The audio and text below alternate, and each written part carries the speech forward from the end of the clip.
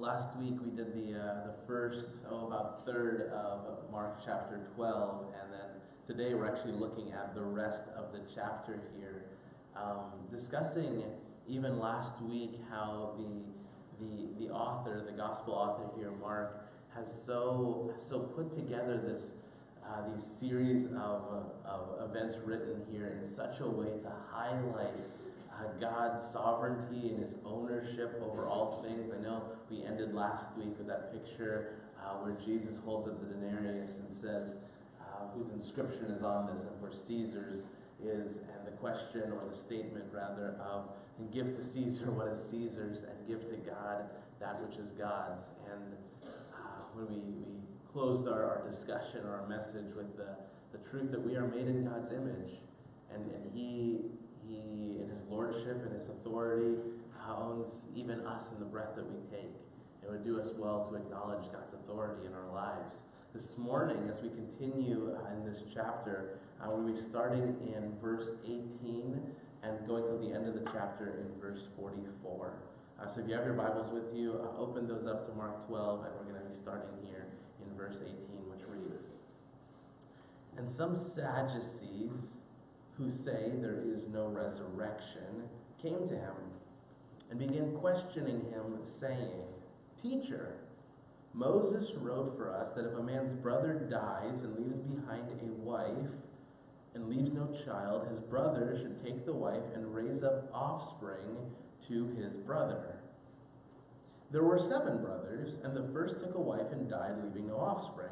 And the second one took her and died, leaving behind no offspring, and the third likewise. And so all 7 left no offspring. Last of all, the woman died also.'" So just to pause there for a moment, you see these Sadducees approach Jesus with this hypothetical situation.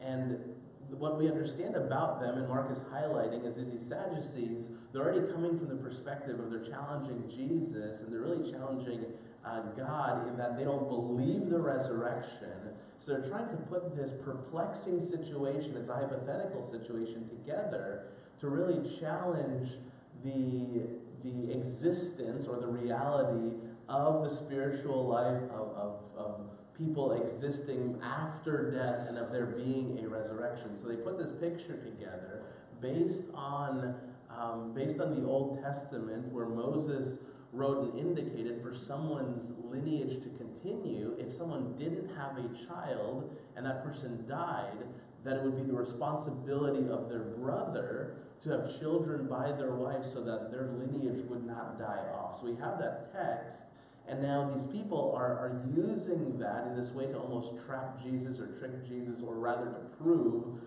their posture of how ridiculous the concept of resurrection would be in this scenario. Verse 23, "In the resurrection, which they don't believe in, when they rise again, which one's wife will she be? For all 7 had her as wife." So they're trying to point out how crazy and how silly something like resurrection could be, because according to this law that people were supposed to come alongside, or that the brothers were supposed to have children with this deceased brother's wife so that the lineage would continue, they're saying how obscure would it be that in the resurrection, here's this woman who's married then all 7 of these brothers. Whose wife would she end up being anyway? And they're missing the point entirely, and we see here in Jesus' response, verse 24, Jesus said to them, "Is this not the reason you're mistaken, that you do not understand the Scriptures or the power of God?" Let's keep in mind, Jesus is about to say some things here about marriage, but the reality of the main topic is first and foremost, this is not necessarily just a passage on marriage. Jesus is going to make some comments about marriage, but as they're bringing their main question, it's really in their disbelief about the resurrection. It's really in their disbelief in God's power over all things, including death. And Jesus is saying, this is where you're mistaken.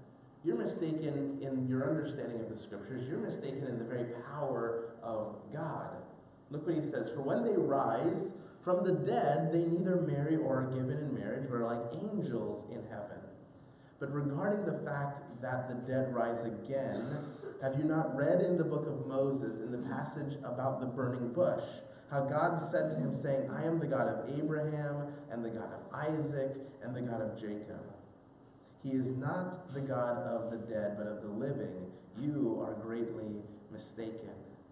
So he points out to them this picture of God's sovereignty, that even as in Exodus 3, as God was encountering Moses, and God revealing himself to be the God of Abraham, Isaac, and Jacob, he was not just making reference to these dead historical figures, but God is the God of the living as well as the dead, pointing towards the resurrection, pointing towards this enduring, that after the physical body has died, that there is resurrection in the future, that there is a spirit that endures beyond just the physical death of the body. And we're going to get there in some of Jesus' comments there after this.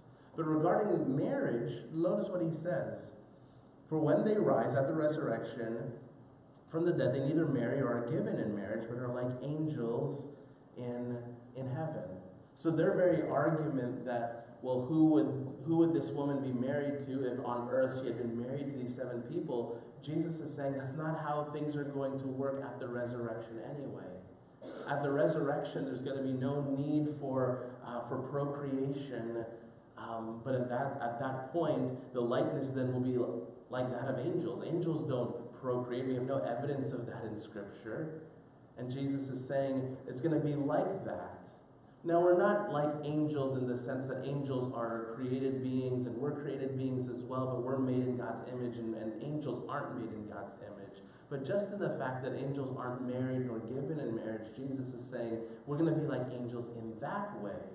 But the bigger picture here is God has authority over all things, even when someone has physically died. That God's authority and his lordship doesn't end at that point. God didn't cease to be, you notice what he's saying here, God didn't cease to be God over Abraham, Isaac, and Jacob after their death. When God says, I am the God of Abraham, Isaac, and Jacob, he's making a statement that he is eternal, that his authority doesn't end, and that their lives haven't ended either, because he is still the God over them. And he continues. Look at verse 28. And one of the scribes came and heard them arguing, and recognizing that he answered them well, asked him, what commandment is the foremost of all? Jesus answered, the foremost command is, hear, O Israel, the Lord our God is one Lord. And you shall love the Lord your God with all your heart, with all your soul, with all your mind, and with all your strength. Those words would have been quite familiar to a Jewish audience. Where Jesus is quoting from was our scripture reading for this morning in Deuteronomy 6. In Jewish tradition, Deuteronomy 6, those 4th and 5th verses, which is called the Shema. Shema is a Hebrew word for simply listen up, pay attention to this. And the Shema, this prayer, was something in Jewish tradition was prayed by an individual every single morning and every single evening. So these words, hear, O Israel, the Lord is our God, the Lord is one, and you shall love the Lord your God with all of your heart, with all of your soul, and with all of your strength, would have been quite familiar to a Jewish audience. Now, one of the first things you might notice as you look at Deuteronomy 6 and here in the Gospels, Jesus quoting that passage, is seemingly here Jesus adds a line. And that is to say, Jesus says, and with all your mind. One of the reasons why that's speculated there, that Jesus puts that point of emphasis here, is because as he's talking to this group of people, culturally in the first century, there's going to be a great emphasis on philosophy and thought and rational thinking.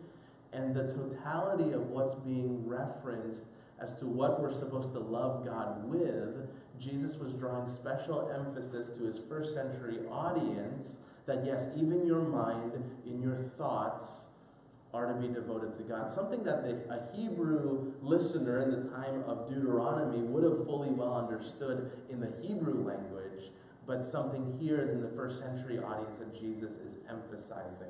Let's talk about that Hebrew language. We don't talk often or always about original language. However, for a passage like this, that Jesus in the New Testament is quoting from the Old Testament, and he uses words like heart and soul and love and strength, and we see those words in our English Bible, it's going to be really important for us to understand what was the Hebrew meaning of some of those words. Of course, this Hebrew and Jewish prayer was not originally written in English. The words themselves, if I can recall, and I wonder even as I think to say this, if Jerry or Dennis will criticize my Hebrew later, but that's okay. A Jewish person every single morning and every single evening will repeat that prayer to themselves. Say, Shema Yisrael, Adonai Eloheinu, Adonai Echad. Ve'ahavta et Adonai Elohecha bechol levavta, o vechol nafshecha, o vechol meodecha. Hear, O Israel, the Lord is our God, the Lord is one. You shall love the Lord your God with all of your heart, with all of your soul, and with all of your strength. The idea of love here referenced in Hebrew is not just an emotional love. In fact, this love, that we're to love the Lord our God, is not just an emotional state of being that we might otherwise understand it. When we think of familial love or romantic love, but rather this love that's being described in the Shema that Jesus is pointing to as the foremost command you have here in your notes, we'll define to help us understand it this way. It's this unconditional, benevolent, giving, sacrificial display of willful delight. Now, why is that significant to understand love this way as opposed to, the love that we might just think of, I really love something, or I really love my family, or I really love someone? Because sometimes our love can be quite conditional. I love when I feel like it. I love when it's convenient. I love when circumstances indicate so. And we might have this distorted picture of love, so when we understand, the foremost command Jesus is saying for us to love God, we can bring some of our misunderstandings about the word love into that passage. When Jesus is saying the foremost command is to love God, it's not this conditional feeling if it's convenient, but rather this command to love God is this unconditional, sacrificial, benevolent display, what does it say there, of willful delight.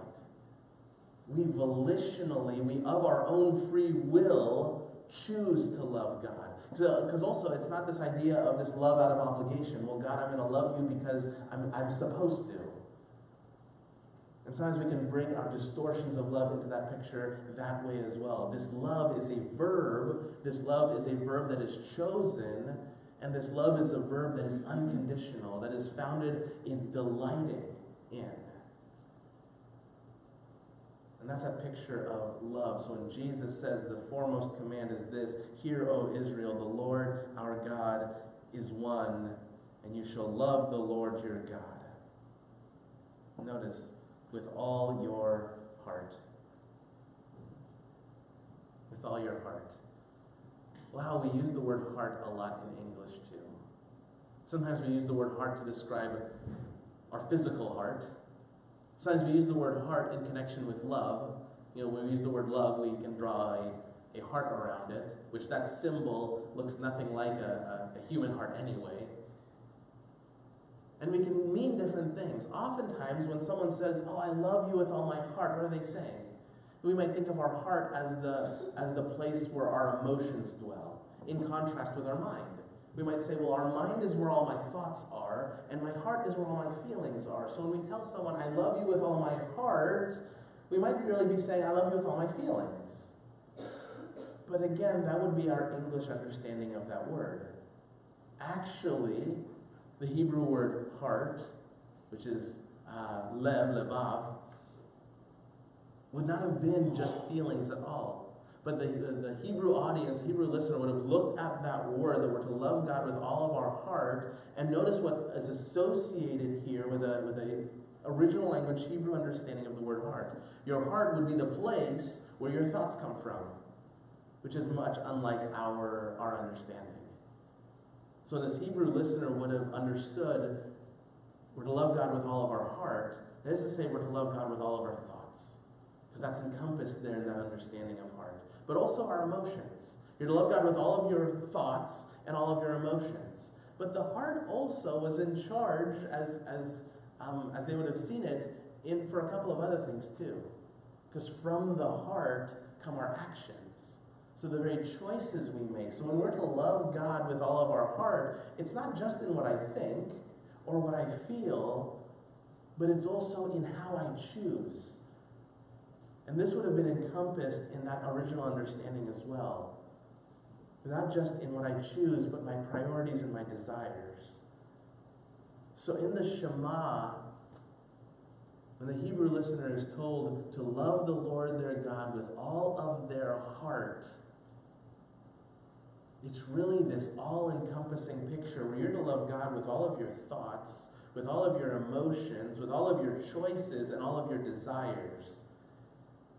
And this is why this morning, we don't always do that, looking at the root word specifically, but why it's so important here is because for us, as we look at this in English, we might have just said, to love God with all of my heart, so with just all of my emotions, whatever that means. But here it's so deep that we can see the depth of what we're being called to in loving God.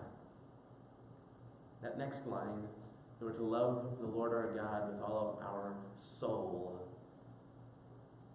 And I even made reference to this, and perhaps this just indicates how used to this thinking we are.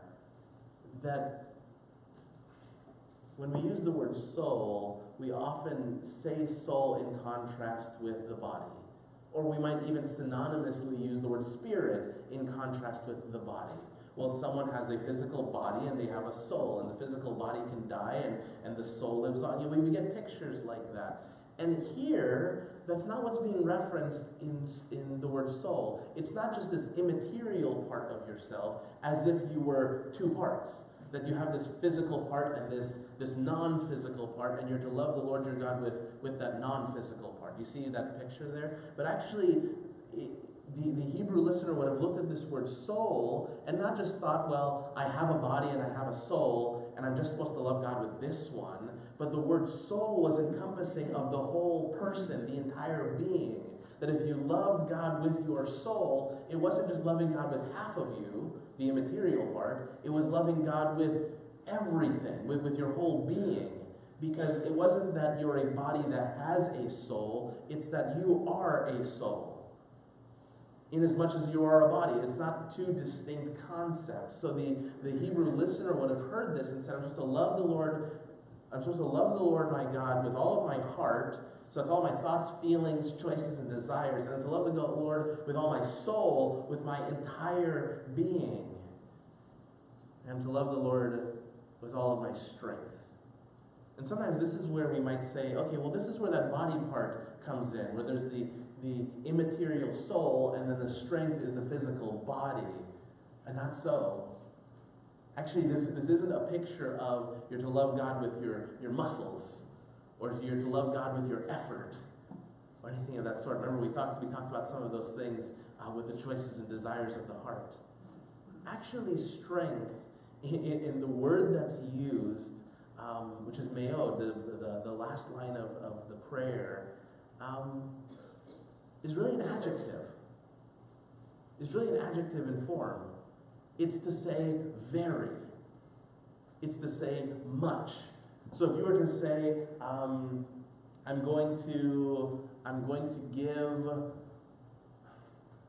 give a lot, and you were to use this word meod, you would be really saying, I'm going to give very a lot. It's a point that draws special emphasis. So when it's used in a standalone sentence like this, what's being described is you're to love this unconditional, benevolent, willful, sacrificial, delighting love, the Lord with all of your thoughts, emotions, choices, desires, with your whole person, very much. There's this adjective concept, and it's just kind of put in parentheses there in your notes, of muchness.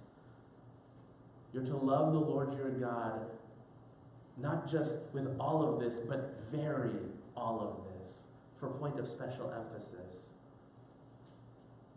You see here why our duty towards God can be summed up this way, why Jesus can answer this question. Here's the foremost command. How you are to relate to God is this. Love God with everything. Love Him not just in your feelings, but unconditionally, benevolently, sacrificially, willfully, and in delight. Love Him in all of your thoughts, in all of your emotions, in all of your choices, in all of your desires. Love Him as a whole person very, very, very much. And Jesus in that describes humanity's obligation as to relating with this sovereign God who's owner over all things. In verse 31, he says, the second is this: you shall love your neighbor as yourself. He says there's no commandment greater than these. By the way, Jesus is still referencing the Old Testament. There's Leviticus 19, I think you have there in your notes, Leviticus 19:18, where Jesus quotes from there. And the scribe said to him, right, teacher, you've truly stated that He is one and there is no one else beside Him, and to love Him with all of the heart, with all this understanding, with all the strength, and to love one's neighbor as himself is much more than all burnt offerings and sacrifices. When Jesus saw he had answered intelligently, He said to him, you're not far from the kingdom of God. And after that, no one would venture to ask him any more questions. And Jesus answering began to say, and as He taught in the temple, how is that the scribes say that the Christ, this Messiah, is a son of David? In prophecy, the Messiah was to come from the line of David. And David himself said in the Holy Spirit, the Lord said to my Lord, sit at my right hand until I put thine enemies beneath thy feet. David himself calls Him Lord. So in what sense is He His son? And the great crowd enjoyed listening to Him. And Jesus here is quoting from the Old Testament, pointing out that in prophecy that yes, the Messiah was to come from the line of David, but He's really pointing to the deity of the Son, in that David in this prophecy here is acknowledging that this Messiah is his Lord. And if the Messiah was not also God, was not God incarnate, God in the flesh, then as a person in his genealogy, if he just came from his line, he wouldn't be his Lord. David would have this position over the Son because he would be a forefather of the Son. But even in David's acknowledgement, the Lord said to my Lord, this Messiah, this Christ, it points towards the deity of Jesus. Verse 38, and in his teaching he was saying, beware of the scribes who like to walk around in long robes and like respectful greetings in the marketplaces, and chief seats in the synagogues and places of honor at the banquets, who devour widows' houses, and for appearance' sake offer long prayers. These will receive greater condemnation. And you see Jesus here in regards to these scribes, in regards to the Pharisees, those who place themselves in those positions of authority, in this sense, those who, for the sake of appearance, have those really long prayers. The Pharisees would stand out in the street corners, make themselves look as though they've been fasting for a long time, so they appear really righteous and honorable. And Jesus is saying that they're not going to receive greater honor for those things, for their outward righteousness. Beware of them, because they'll receive greater condemnation.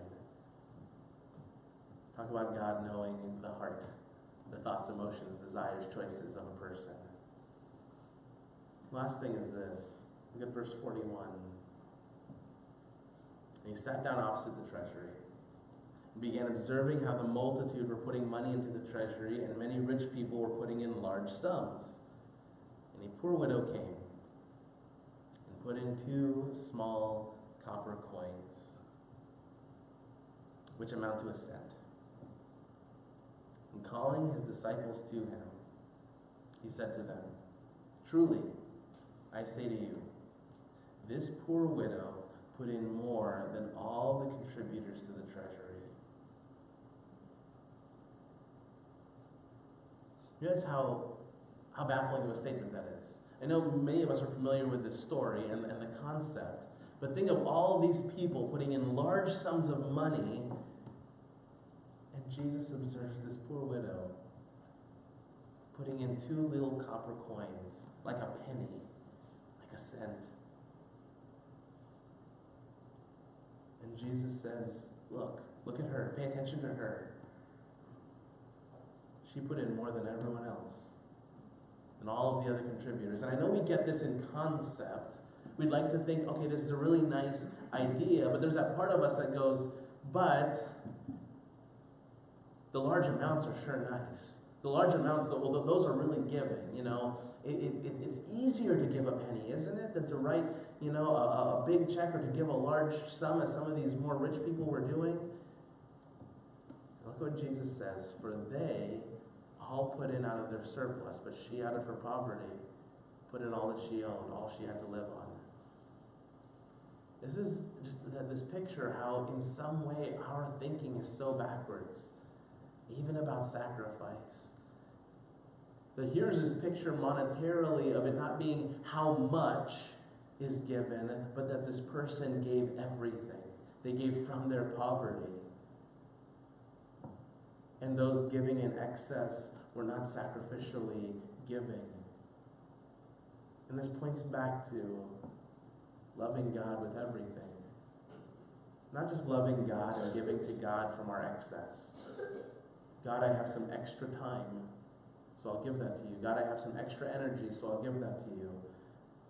God, I have some extra money. God, I have some extra resources. God, I have some leftovers. I would rather, God, here's my first, my best, my everything. And I'm acknowledging your ownership of it anyway, and simply giving it back to you. That's sacrificial giving. Of our hearts, of our soul, of our strength, of our time, of our resources. To love God with our first, our best, and our everything. Because He's the owner of it all anyway. He's the God of the living and the dead. He's the God of the resurrection. He is the God over all things. Jesus is the Messiah. And we're to simply respond by giving God everything, because to Him everything is due. It's all His anyway. Let's pray.